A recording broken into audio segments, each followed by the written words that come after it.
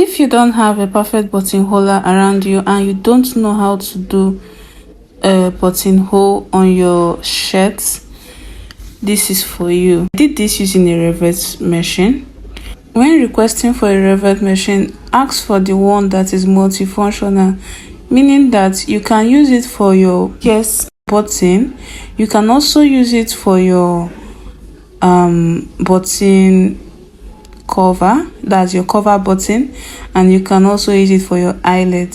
So this time I'm using it for my pierce button. This is my Rivet dice for my button.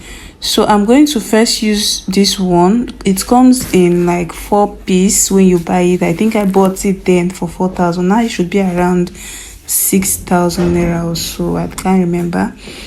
So I'm just going to fix it and you'll see how I'm going to do it. The black is going down. This button has different colors. It also has the plastic one, but this one is for the iron button. So I'm just going to fix it, and it's very easy to fix. Just going to show you a sample of what I did, and you are good to go.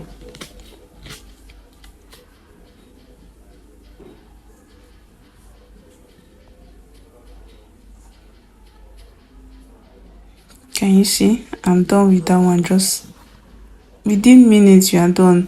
Now I have to change the down die so that I can fix the other part of the button.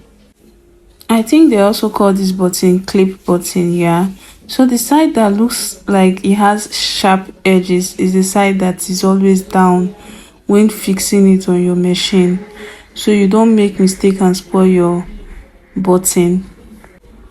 So I'm done with the other side also, and you just have to clip it together, and that is how I achieved the button for my shirt.